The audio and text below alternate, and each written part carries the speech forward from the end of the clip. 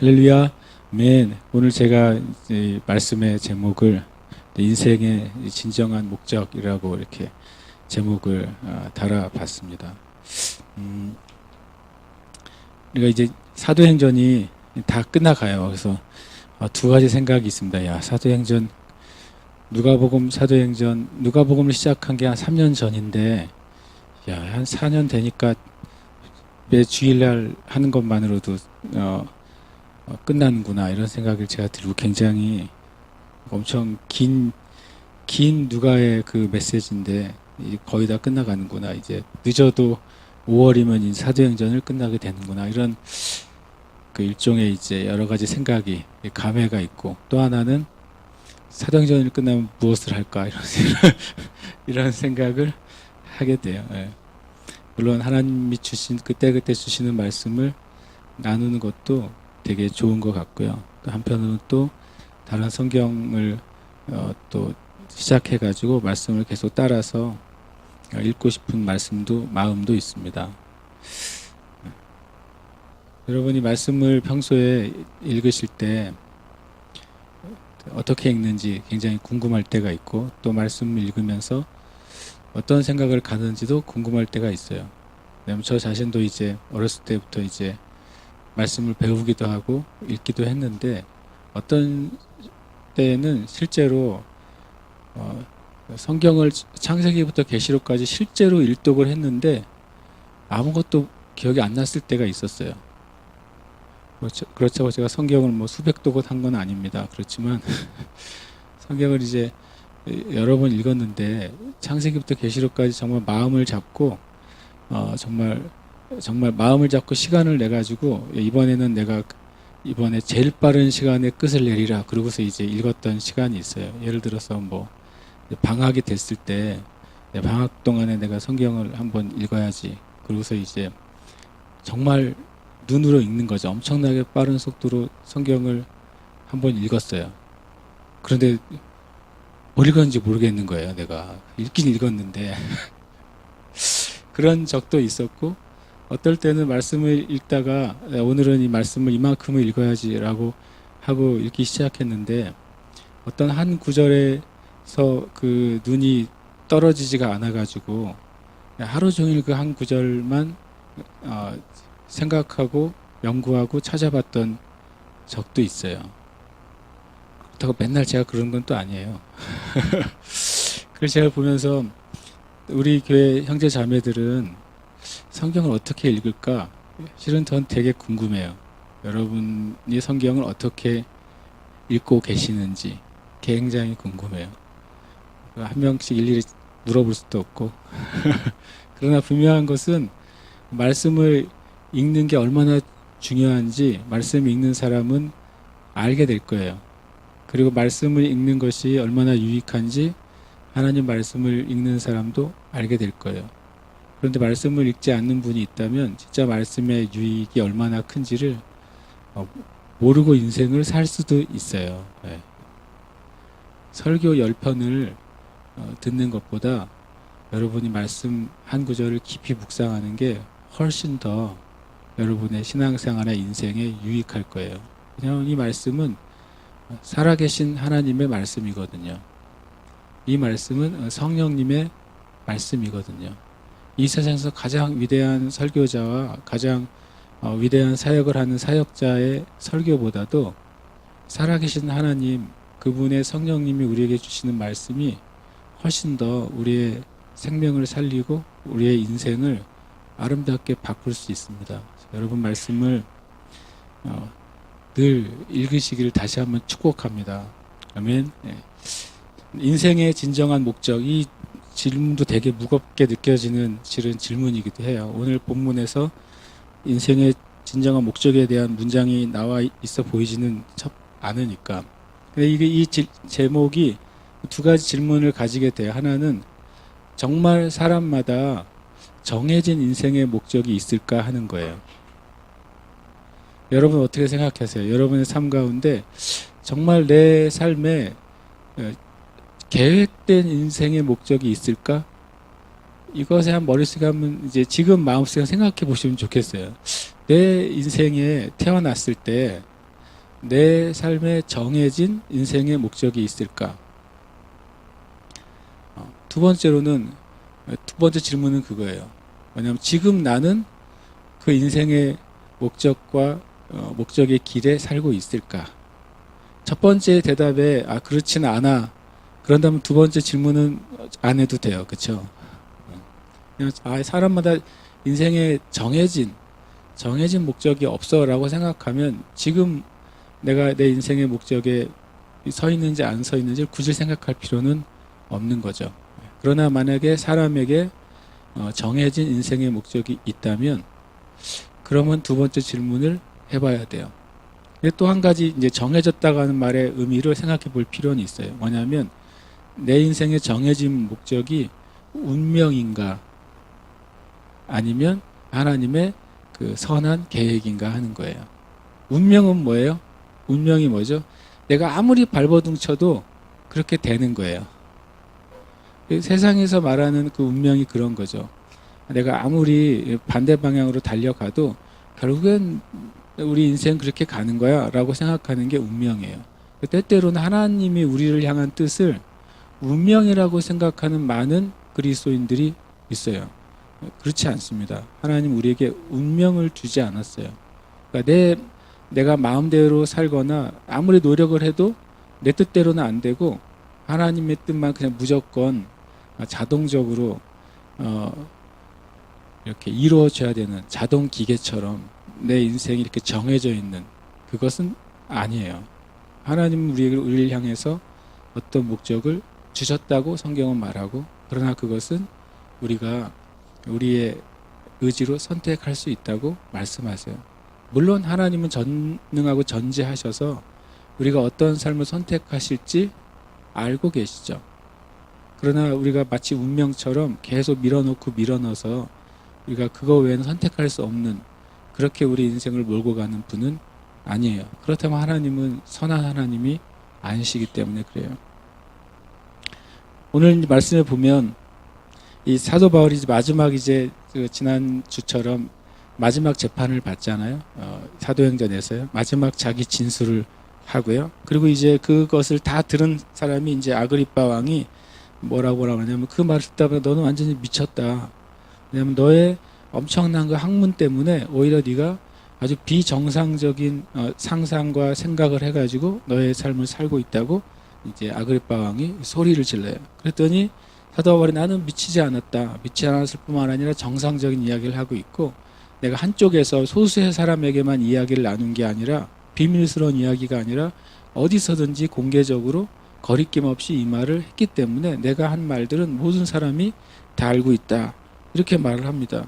그러니까 아그리빠 왕이 다시 바울에게 네가 알고 보니까 나를 전도하려고 하는구나 라고 말했어요. 그랬더니 사도 바울이 당신뿐만 아니라 지금 있는 모든 사람 내가 지금 예수 믿는 것 때문에 또 오해받은 것 때문에 불법적으로 잡혀서 이렇게 사슬에 매여있는 죄수가 된 것 외에는 여러분도 다 똑같이 나와 같은 생각 나와 같은 인생을 살기를 바란다 이렇게 담대한 말을 합니다. 근데 그 재판이 다 끝난 다음에 그 왕과 총독이 모여서 이 사람은 실은 사형을 당할 또는 감옥에 갇힐 만한 죄를 범한 일이 없다고 결론을 내려요. 그러나 사도 바울이 이미 그 가이사에게 로마 시민권자로서 로마에 가는 것을 이제 신청을 했기 때문에 그것은 폐기할 수가 없게 됐다. 이런 얘기가 오늘의 이제 줄거리예요. 큰 줄거리가 큰 내용이라기보다 그냥 서로 말을 주고받는 내용이 오늘의 메시지예요. 제가 이것을 묵상하다가 이 첫 번째 베스도가 먼저 바울에게 뭐라고 말하냐면 네가 미쳤다. 네가 많은 학문이 너를 미치게 한다 그랬어요. 그래서 제가 굉장히 새로운 사실을 깨달았어요. 사도 바울은 실제로 많은 걸 배운 거죠.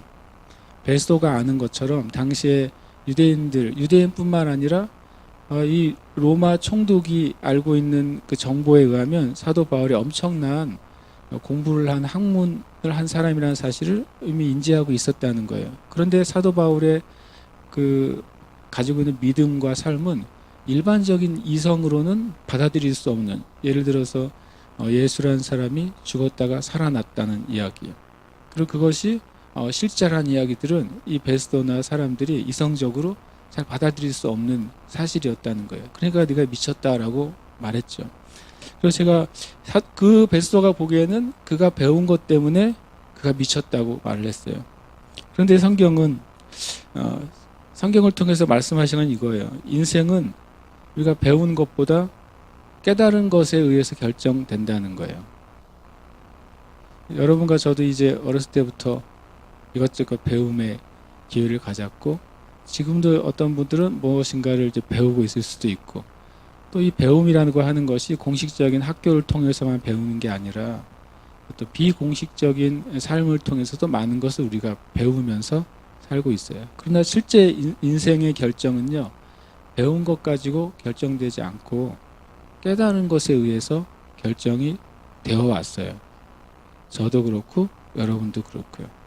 깨달은 것이 나는 그냥 살았어요라고 생각할지 모르지만, 실은 여러분과 저는 여러분이 가지고 있는 정보에 의해서 결정한 게 아니라 그 정보를 가지고 내가 깨달은 것에 의해서 결정하고 삶을 살아왔어요.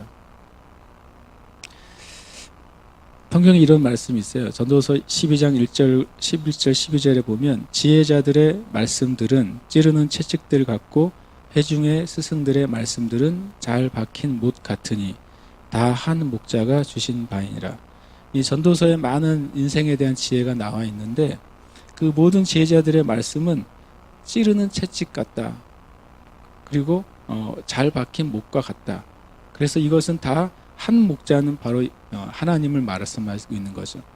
이 세상에 많은 지혜가 있는데 그 진정한 지혜들은 실제로는 한 근원, 하나님으로부터 나온 것이다 라고 말을 해요. 이 세상의 지혜, 그러니까 하나님이 주시는 지혜와 반대되는 것이 이제 그 다음에 나온 거죠. 내 아들아, 또 이것들로부터 경계를 받으라. 이것들이 뭐냐면 위에 있는 것들입니다. 이게 12절이 이렇게 시작되니까 밑에 있는 많은 책과 많이 공부하는 것이 경계가 아니라 이것들은 지혜자들의 말씀, 그리고 회중의 스승들의 말씀이에요. 이것들에 대해서 경계를 받고 깨달아야 된다고 하는 거예요. 왜냐하면 많은 책들을 짓는 것은 끝이 없고 많이 공부하는 것은 몸을 피곤하게 하느니라. 이 말을 또 학생들이 희한하게 깨달아 가지고, 주님은 공부하는 게 별로 안 좋다고 생각하시는구나 라고 생각하면, 아까 말한 것처럼 배운 것으로 사는 게 아니라 깨달은 것으로 살거든요. 그렇게 깨달으면 그렇게 살아요. 이게 무슨 말이에요? 많은 책을 짓고 많이 공부를 많이 한다고 해서 그것이 그 사람의 인생을 결정하는 게 아니라 그 것 가운데서 깨달은 것으로 인생을 산다는 거예요. 정말로 내가 내 인생의 중요한 것을 깨달은 만큼만 우리는 결정해서 살게 돼 있어요. 곧 이어서 이렇게 말씀하고 있습니다. 12절에 이어서 13절에 일의 결국을 다 들었으니 하나님을 경외하고 그의 명령들을 지킬지어다. 이것이 모든 사람의 본분이니라. 굉장히 완전히 갑자기 새로운 결론을 맺게 되는 거예요. 많은 지혜가 있는데 그 지혜의 경계를 따라 살아야 된다. 왜냐하면 이 세상의 지식은 아무리 배우고 배울수록 뭐예요? 끝이 없는 거라는 거죠. 끝이 없다고 하는 거죠. 그래서 그러니까 결국에는 이 모든 것이 끝이 없는 삶에서부터 내 인생이 결정되는 게 아니라 깨달은 것으로 결정이 되는데, 최고의 깨달음이 뭐냐? 이 인생의 모든 결론을 다 깨닫고 나면은 결국엔 하나님의 명령이 실제로 내 인생의 제일 최고의 가치라는 것을 깨닫게 될 거라는 거예요. 그러면 오히려 굉장히 명확해지는 것인데, 그것은 뭐냐면 하나님을 경외하고 하나님의 말씀을 지키는 것이 결국엔 인생의 진정한 승리의 길이라고 이 솔로몬이 고백을 해요. 그러면서 밑에 이런 한 부언을 답니다. 하나님은 모든 행위와 모든 은밀한 일을 선악간에 심판하시리라. 하나님은 어떤 분이냐면, 일단 여러분이 하는 행동에 대해서 그것이 선한지 악한지 심판하실 거예요. 하나님에게는 이런 것은 없어요. 악하기는 한데 선해, 이런 건 없어요. 선하긴 한데 악해, 이것도 없어요. 하나님에게는 되게 명확한 기준이 있으세요. 그 기준에 의해서 여러분과 저의 행위가 선하든지 악합니다. 악하다는 말을 사용하기에 우리가 주저하잖아요. 우리가 다른 사람한테는 악하다는 말을 사용하긴 하는데 내 행위에 대해서 악하다는 말은 잘 안 해요. 뭐라고 말하죠? 조금 잘못했어 라는 말은 해요. 실수했어 라는 말은 해요. 그러나 하나님은 그런 말 안 쓰세요. 하나님은 저의 행위도 마찬가지고 여러분의 행위도 선하거나 악하거나 이 기준으로 판단하세요. 유예 기간이 있어요. 우리가 이 땅을 사는 동안에는 이것에 대해서 주님이 판결하시는 유예 기간이 있어요. 그러나 우리의 인생이 끝난 다음에는 명확하게 선과 악의 판결이 있는 거예요. 그리고 주님이 모든 은밀한 것도 은밀한 일들도 심판하세요. 성경에 되게 무시무시한 말이 있는데 너희의 말 하나하나도 하나님이 듣고 계신다는 무시무시한 말이에요. 진짜 무시무시한데 우리가 무시무시한지 잘 모르는 거죠. 그래서 함부로 말을 막 하는 거예요. 어쩌면은 말수 적은 사람이 제일 지혜로운 사람일 수도 있어요. 엄청 저는 불리해요. 자주 말씀드리지만 주님이 하라고 해서 하는 거지만 이 목사는 굉장히 불리해요. 성경적으로 보면 일단 말을 많이 해야 되는 업종이에요. 굉장히 그리고 혼자 말을 많이 하는 게 아니라 다른 사람에게 말을 많이 하는 직업이에요. 그렇잖아요. 굉장히 그러니까 여러분이 보지 않을 때 얼마나 많이 제가 회개하는지 몰라요. 여러분한테 얘기해 놓고서도 엄청 많이 회개할 때가 있어요. 진짜로. 왜냐하면 주님이 어떤 분인지 제가 다는 모르지만 조금은 느끼기 때문에 하나님은 우리의 은밀한 것을 선과 악간을 심판하세요. 이게 선한 것, 조금 선한 것, 조금 악한 것 이렇게 해주셨으면 좋겠는데 수미양가가 아니라 주님은 선 아니면 악이세요. 그래서 주님이 놀라우신 분이고 그리고 주님이 그렇게 해주시기 때문에 우리가 나중에 하나님은 공의롭다는 것을 우리가 알게 될 거예요. 그러니까 우리는 진짜 우리가 깨달아야 돼요. 배운 것으로 우리가 인생을 살지 못하고요. 깨달은 것으로 살아요. 그러니까 여러분이 다른 사람을 판단할 때 저 사람이 얼마나 배웠느냐 그것으로 그 사람을 판단하잖아요. 크게 실수하는 거예요. 그런데 아세요? 이 세상은 그걸로 판단하잖아요. 그 사람의 커리어를 뭐로 봐요? 그 사람이 어떤 학교를 나왔는지, 어떤 자격증을 가지고 있는지 그걸로 판단하죠. 이 세상은 그렇게 판단할 수밖에 없어요. 그죠? 근데 만약에 하나님도 우리를 그렇게 판단하실 거라고 생각하면 엄청난 착각을 우리가 가지게 될 거예요. 왜냐하면 우리의 진짜 인생은 배운 것으로 살지 않고 깨달은 것으로 살기 때문에 그래요. 바울 사도가 배운 것으로 살지 않았고 그러니까 예수님을 만난 다음에 그가 배운 것 위에 진짜 깨달은 것으로 인생을 살기로 결정했어요. 그리고 그렇게 살았어요. 저는 바울 사도가 왜 위대한가 생각해 봤더니 그가 많은 것을 배웠는데 예수님을 만난 다음에 자기가 배운 것보다 예수님을 만나고 깨달은 것을 바탕으로 살기로 결정했다는 거예요. 그게 굉장히 저는 위대하게 보였어요. 그 점이요. 그 다음에 오늘 말씀에서 두 번째 제가 깨달은 건 그거예요. 미친 게 뭐고 참되고 온전한 게 뭘까. 이 사도 바울에 대한 판단이 너는 죄인이야 이런 판단은 없었어요. 재판장들이. 근데 무슨 판단이 있었어요? 너는 미쳤어 이 판단이 있어요. 미친 것을 벌 줄 수는 없는 거예요. 미친 건 어떻게 해야 돼요? 고쳐줘야 되는 거죠. 벌 주는 게 아니라. 그런데 사도 바울에 대해서 베스도는 미쳤다 그러고 사도 바울은 자기는 참되고 온전하다고 말을 했어요. 이 말씀을 또 같이 묵상하다가 이런 문장을 제가 쓰게 됐어요. 마음은 언제나요. 무엇인가로 채워져요. 그리고 채워져 있어요. 여러분의 마음은 단 1초도 비어져 있는 적이 없어요. 무엇인가로 채워져 있어요. 그걸 한번 생각해 봐야 돼요. 그러면 내 안에 무엇이 채워져 있는지를 한번 생각해 봐야 되는 거죠. 누가복음 6장 45절에 이렇게 말씀하세요. 선한 사람은 마음에 쌓은 선에서 선을 내고 악한 자는 그 쌓은 악에서 악을 내나니 이는 마음에 가득한 것을 입으로 말함이니라. 여러분과 저의 마음은요, 무엇인가로 채워져 있고요. 그 기회가 될 때마다 그 채워져 있는 것이 밖으로 나와요. 여기서는 이제 입으로 말한다고 하는 표현을 되어 있는데, 우리 밖으로 나오는 게 뭐가 있을까요? 입으로 나오는 것만 있을까요? 실은 우리의 그 눈이요. 우리의 눈은 많은 것을 말하고 있어요. 우리의 눈은 많은 것을 말하고 있어요. 제가 장난을 칠 때 어떤 장난을 치냐면 사람을 쳐다보는 장난을 쳐요. 되게 사모님 안 계시죠? 사모님을 장난치던 사모님을 쳐다봐요.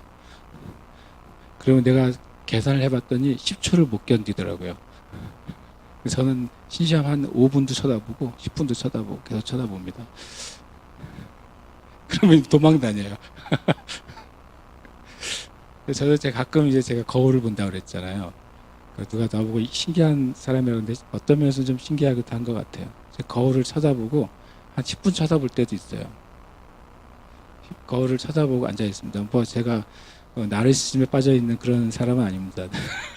자기 도취에 빠져 있는 사람은 아닌데 거울을 쳐다보면서 내 마음을 좀 보고 싶을 때가 있어요.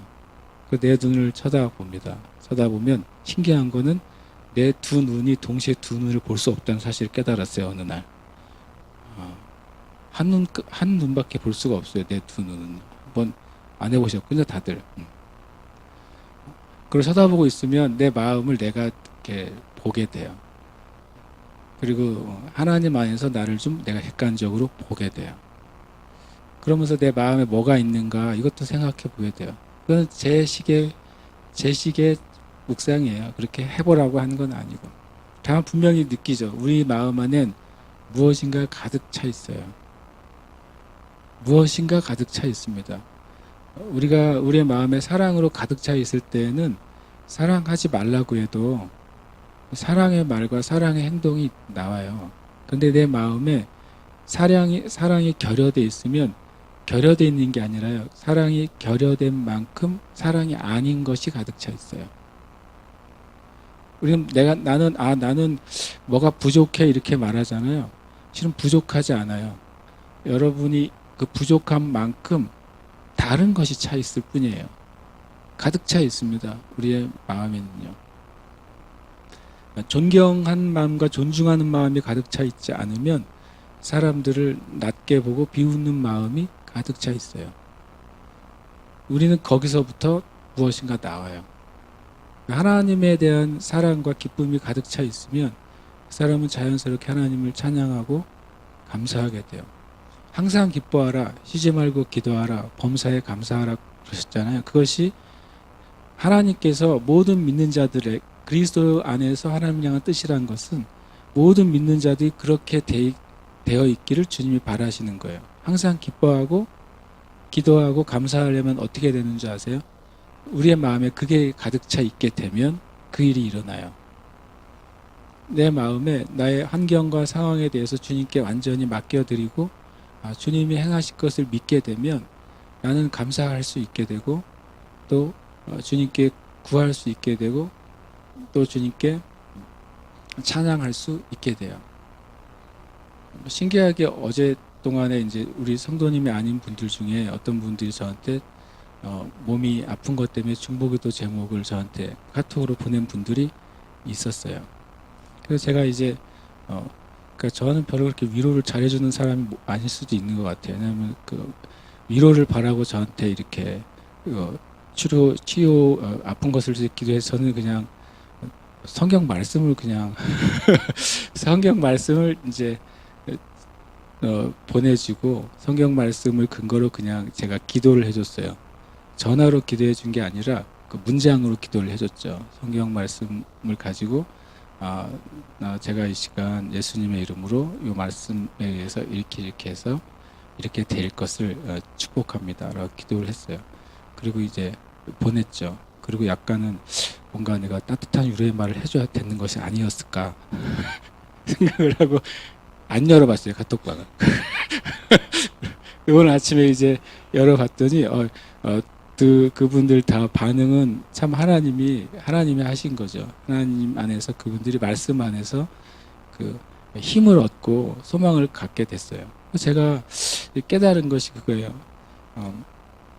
우리 안에 어떤 하나님의 진리가 계속 쌓이기 시작하면 그것이 쌓인 만큼 내 마음에 옳지 않은 것들을 밀어내는 거예요.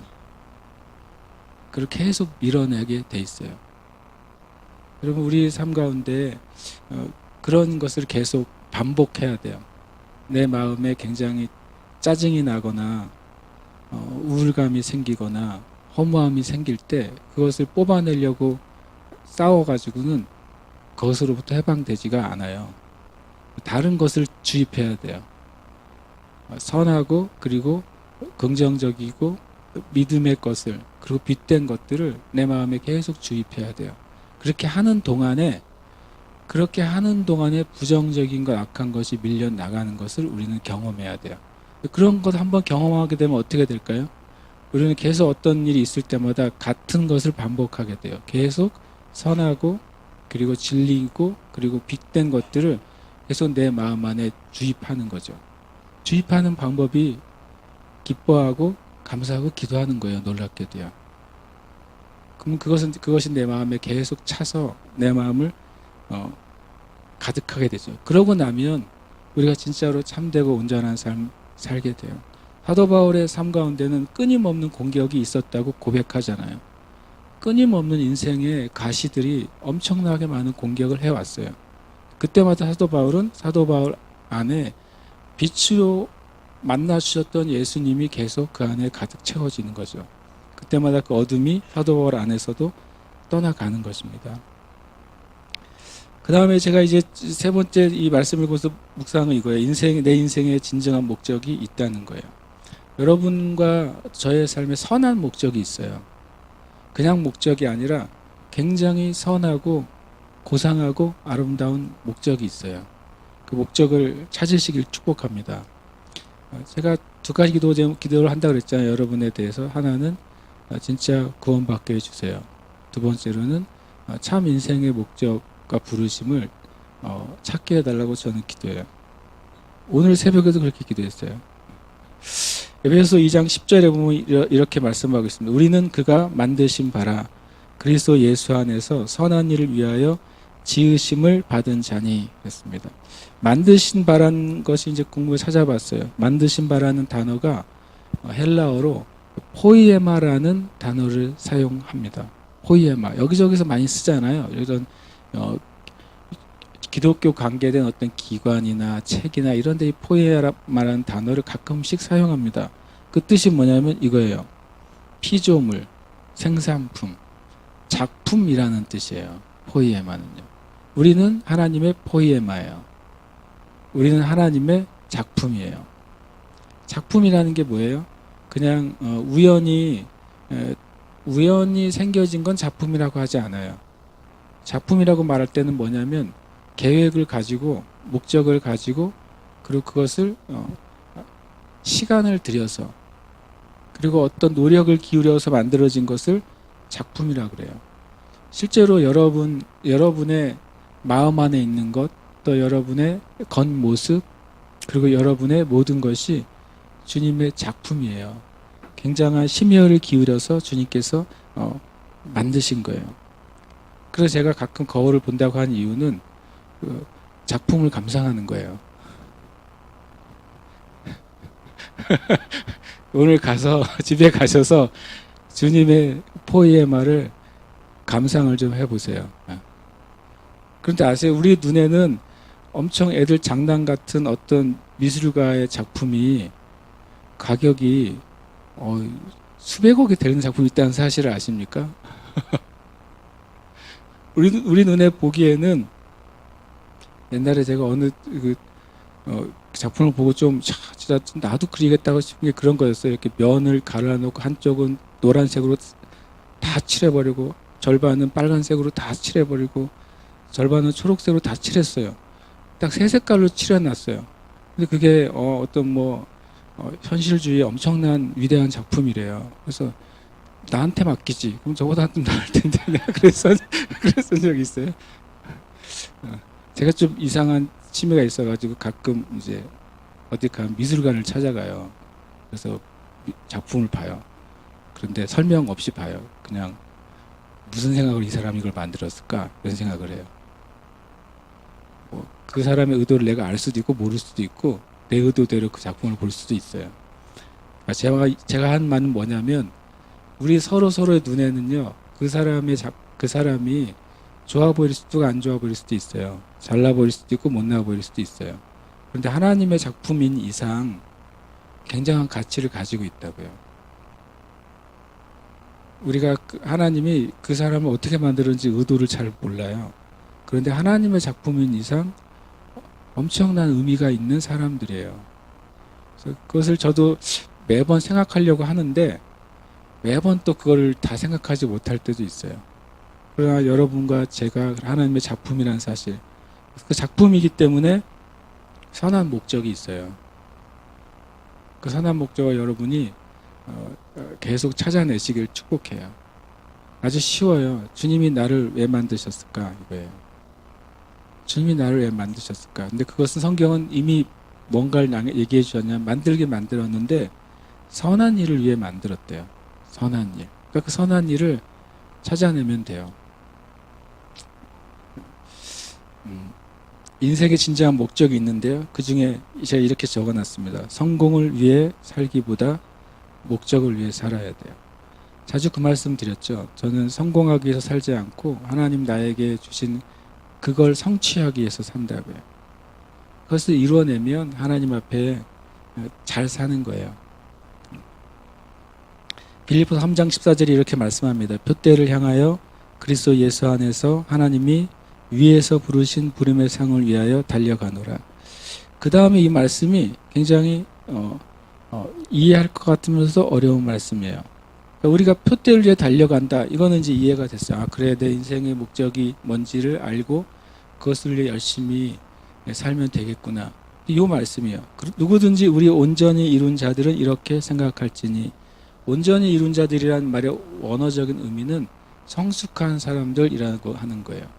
자기 인생에 있어서 성숙한 사람들은 어떤 태도를 가져야 되느냐 하는 거예요. 이 태도를 가진 사람은 성숙한 사람이에요. 이 태도가 없는 사람은 아직은 덜 성숙한 사람이에요. 이 태도가 뭐냐면 이렇게 생각하래요. 만일 어떤 일에 너희가 달리 생각하면 하나님이 이것도 너희에게 나타내시리라 라고 생각하는 사람이 성숙한 사람이래요. 이게 무슨 뜻일까요? 만일 어떤 일은 너희가 달리 생각하면 하나님이 이것도 너희에게 나타내시리라. 이게 어떤 것이냐면 위에 보면 부르심의 목표대를 향해 달려간다고 말하고 있잖아요. 내가 지금 어떤 일을 나에게 맡겨졌어요. 그 일을 열심히 하고 있는데 내 마음에 이런 생각이 떠오르는 거예요. 이게 정말 내가 해야 될 일인가? 이렇게 떠오르는 거죠. 어떤 일을 열심히 하고 있는데 이게 정말 내 목적을, 인생의 목적을 성취하는 일인가? 아니면 심지어는 이게 내 부르심에 합당한 일인가? 이게 내가 할 수 있는 일이 맞고 내가 지금 해야 될 일도 맞고 이게 나에게 맡겨진 일도 맞는데 이게 정말 내 인생의 목적과 하나님의 부르심에 합당한 거 아닌가? 내가 당장 선교사로 나가야지 주님의 부르심에 합당하게 사는 거 아닌가? 이런 생각이 들 때가 있는 거죠. 그러나 우리가 성숙해지면 무엇을 깨닫냐면 우리에게 내가 어떤 일을 하면서 새로운 일들이 생각이 일어날 때, 새로운 꿈들이 일어날 때, 또 새로운 목적이 일어날 때 내가 주님 앞에 지금 바르게 반응하고 있다면 하나님이 내가 새롭게 생각하는 것이 주님이 인도하신 길이라면 주님이 그것을 분명히 나타내실 거라는 거예요. 그러니까 뭐 하라는 소리예요? 안심하고 지금 하나님 나에게 주신 그 일에 최선을 향해 달려가라는 거예요.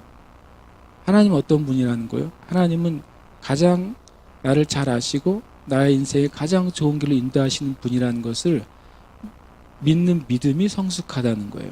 성숙하다고 하는 것은 뭔가 많은 지식을 가지고 많은 경험을 한 사람이 성숙한 게 아니라 하나님이 내 삶을 바른 길로 인도해 주실 거라는 것을 확실히 믿는 사람이 제일 성숙한 사람이에요.